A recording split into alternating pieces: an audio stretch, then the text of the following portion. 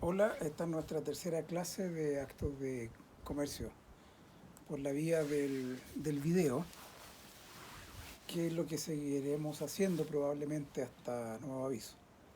En la clase pasada estuvimos viendo los actos de comercio, perdón, y estuvimos analizando uno de los actos de comercio, que es el del artículo 3, número 1 del Código de Comercio. Eh, Hoy día vamos a ver la noción de comerciante. Ya dijimos y explicamos y advertimos en la primera clase, el primer video me parece, que no vamos a poder profundizar en todas las clases sobre todas las materias que estamos eh, subiendo al portal de Educa. De hecho, en las clases normales solo vemos algunas materias y ahora que tenemos clases extraordinarias y a través de estos videos vamos a resumir un poco más los conceptos y las materias. Hoy día vamos a trabajar con el concepto de empresario individual y comerciante y algunas de las obligaciones que ellos tienen como tal y la importancia de dicha obligación. Bueno,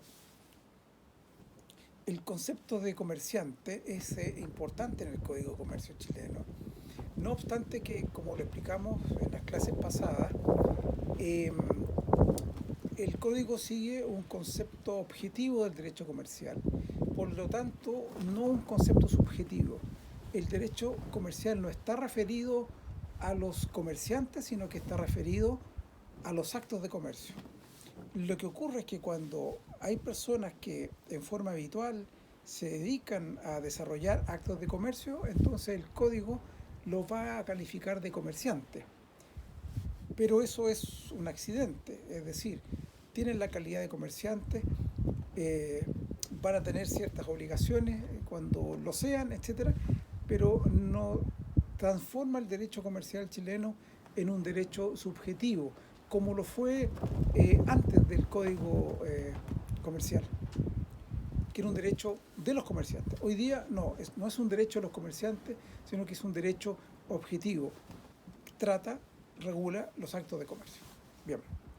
El artículo séptimo del Código de Comercio define lo que es un comerciante y lo define a partir de una base objetiva, porque la norma señala que son comerciantes los que, teniendo capacidad para contratar, hacen del comercio su profesión habitual.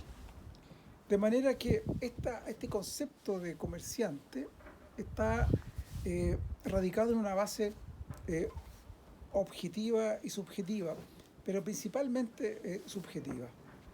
El primer requisito del concepto es la capacidad para contratar.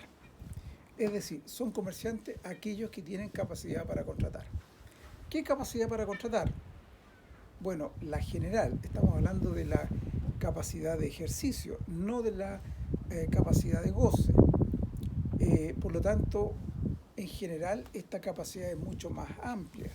Pero además, no estamos hablando solo de la capacidad de ejercicio y sus limitaciones establecidas en el Código Civil, sino que estamos hablando de las capacidades de ejercicio que están reguladas en el Código de Comercio, entendiéndose, por ejemplo, que los menores adultos que tienen un peculio profesional pudieran tener la calidad de comerciante. Por lo tanto, primer requisito es capacidad de ejercicio. El segundo requisito está en la celebración, ejecución y desarrollo de actos de comercio. Porque recuerden que el artículo séptimo señala que son comerciantes aquellos que, teniendo esa capacidad para contratar, hacen del comercio. ¿Qué significa hacer del comercio? Significa de que ejecutan actos de comercio. ¿Qué significa hacer del comercio? ¿Qué significa desarrollar el comercio? Significa desarrollar cualquiera de los actos de comercio que se encuentran enumerados en el artículo 3 del Código de Comercio. No, no lo dije en el video pasado, en la clase pasada, y ahora estoy recordando, que el concepto popular habitual que se tiene de los comerciantes es generalmente de aquellos que ejecutan los actos de comercio que están establecidos en el artículo 3, número 1 del Código de Comercio. Es decir, siempre el concepto que tiene la gente de comerciante es, el que compra y vende. Comerciante es el que está al frente de un negocio donde hay ventas. Por lo tanto, compra con el ánimo de vender.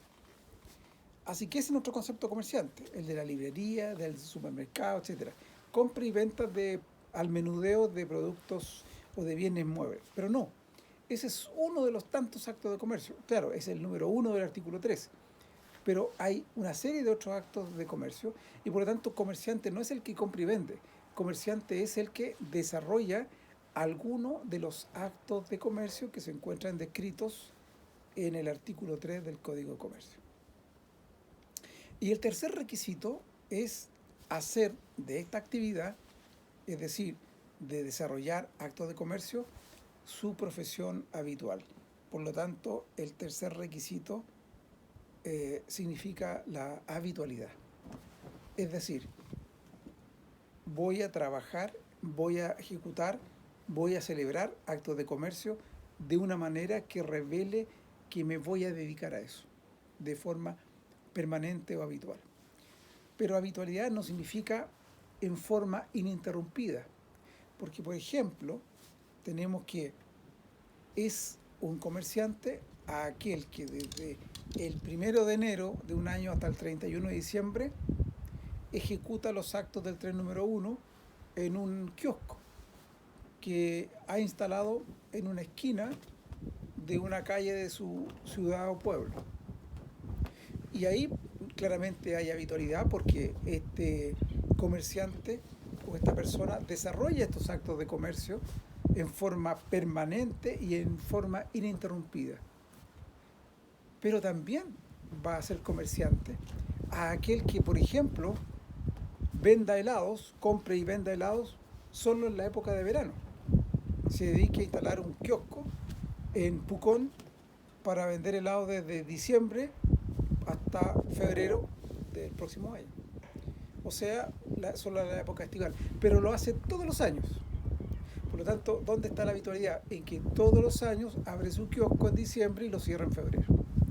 Así que eso nos muestra que cada vez que nos enfrentemos a una persona que tiene capacidad para contratar, la regla general, ¿cierto?, es que todos los seres humanos en Chile mayores de 18 años, por regla general, tienen capacidad para contratar.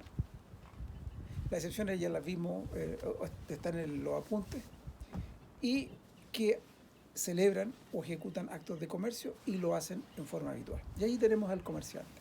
¿Por qué es importante distinguir al comerciante?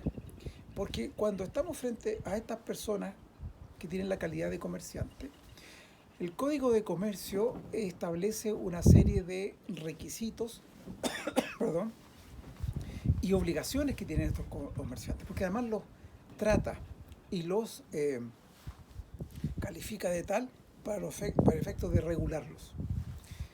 Antiguamente esta calificación de comerciante era bastante más importante, porque por ejemplo en la antigua ley de quiebra, la ley de quiebra trataba al comerciante con mayor severidad.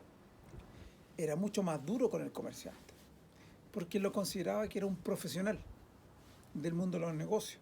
Y en consecuencia, no era lo mismo la quiebra del comerciante que la quiebra de un deudor civil, es decir, de aquel que no se dedica al comercio, como por ejemplo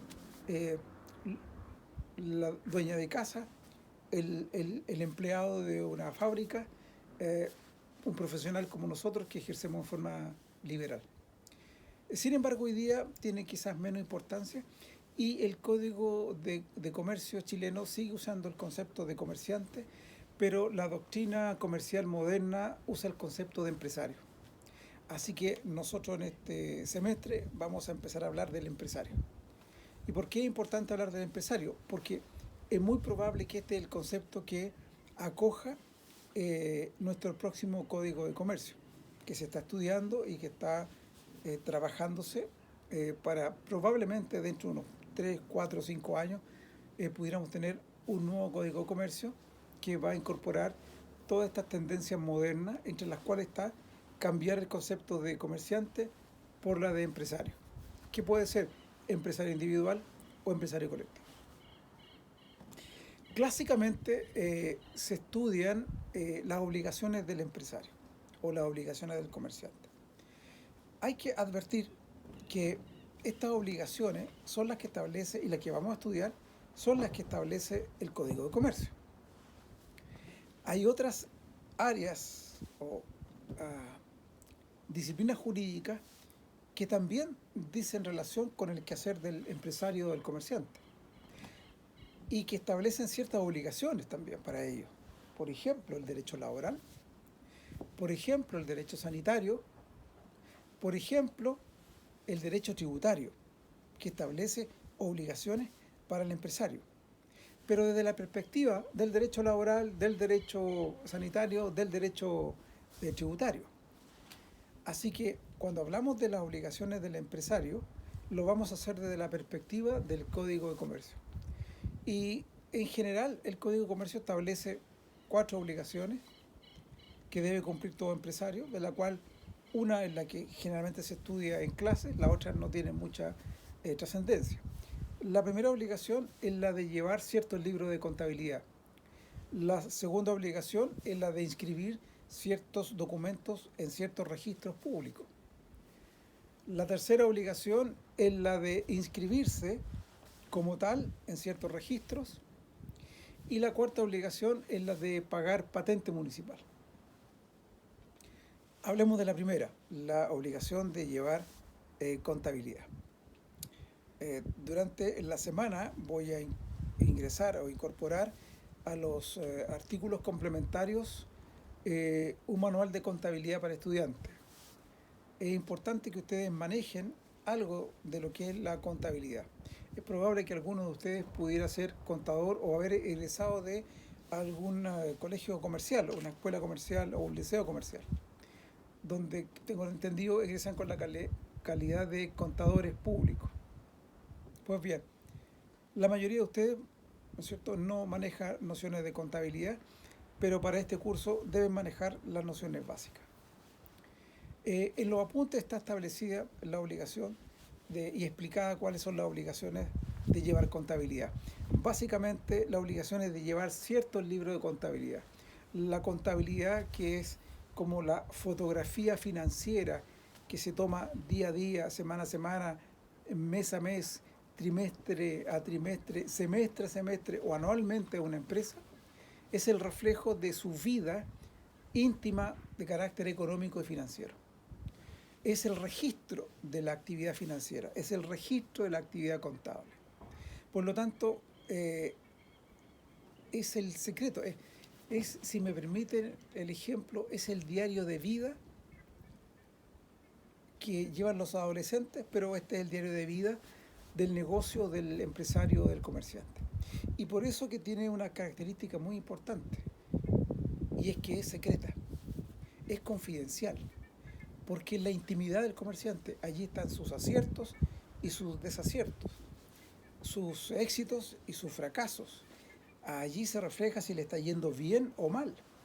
Allí se refleja con quién está haciendo negocios, quiénes son sus proveedores, a quiénes les debe y quiénes le deben a él.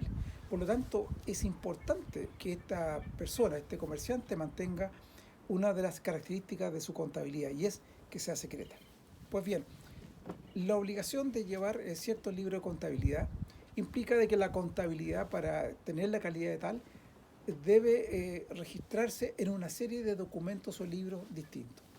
Y la obligación del comerciante es llevar obligatoriamente una serie de libros que se indican en los apuntes. No vamos aquí en la clase a explicar cuáles son esos libros ni cómo deben llevarse, porque eso está en los apuntes y pueden ser estudiados por ustedes en forma autónoma. Lo que me interesa a mí es que sepan que hay libros obligatorios y hay libros que no son obligatorios. Me interesa que conozcan cuáles son los libros obligatorios y en qué consisten en forma muy general. De lo que quiero hablarles con mayor profundidad es acerca de el secreto de la contabilidad. El secreto de la contabilidad ha sido establecido desde tiempos muy remotos para el comerciante, porque como ya lo dijimos, es su intimidad.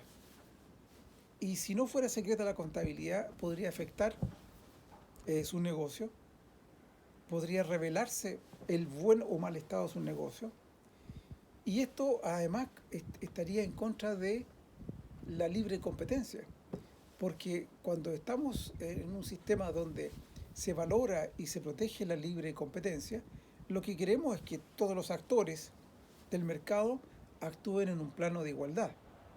Y no habría igualdad si un actor está conociendo de manera inadecuada el secreto de los negocios de otro.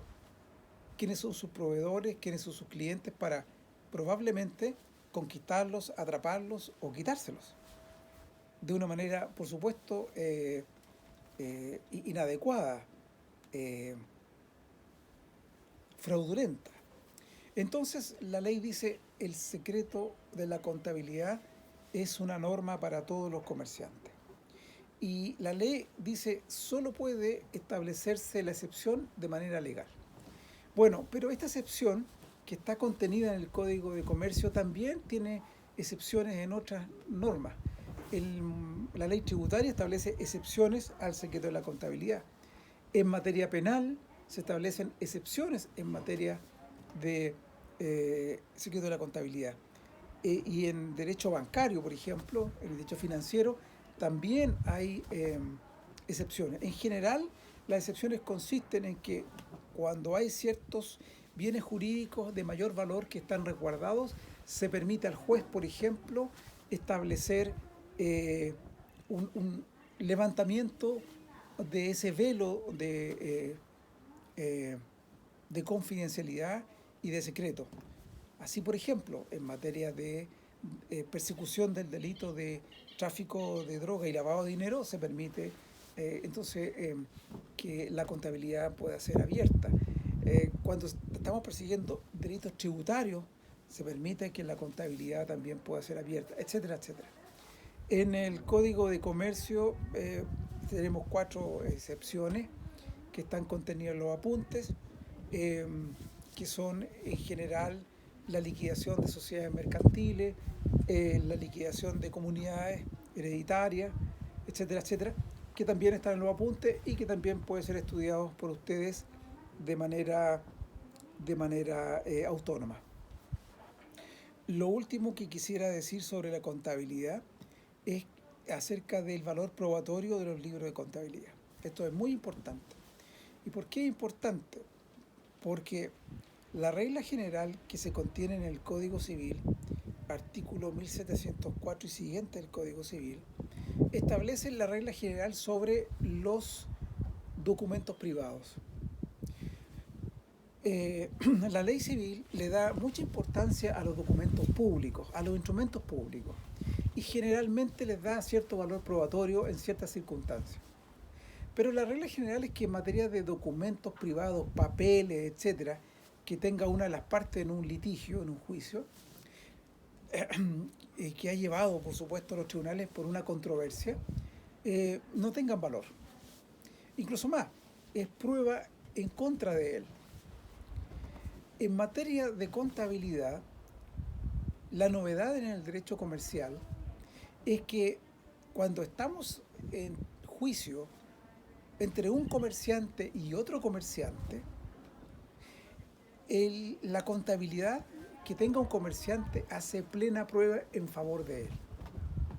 Es decir, los libros de contabilidad llevados adecuadamente por un comerciante pueden producir plena prueba en un juicio con otro comerciante sobre un tema comercial.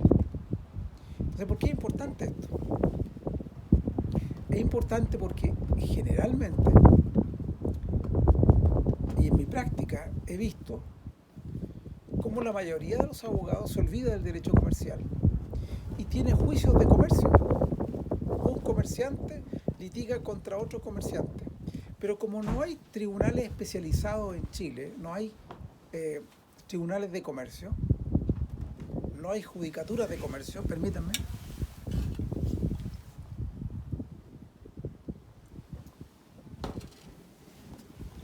Ocurre que para todos los abogados y abogadas, todos los juicios son civiles. Como no hay procedimientos especiales de comercio, porque los juicios de comercio se ventilan ante los tribunales ordinarios civiles y con los procedimientos civiles también ordinarios o sumarios según sea el caso, ocurre que los abogados y las abogadas no advierten que probablemente el juicio que están desarrollando es un juicio entre comerciantes. Por lo tanto, aplican las normas del derecho común, aplican los sistemas probatorios del derecho común y le dan valor a algunos instrumentos como si fuera un juicio civil. Y no aprovechan las bondades que establece el Código de Comercio en los casos de juicio entre comerciantes. Doy dos ejemplos. Uno es la importancia que tiene en un juicio entre comerciantes la costumbre mercantil, que produce y que es derecho, que es norma jurídica.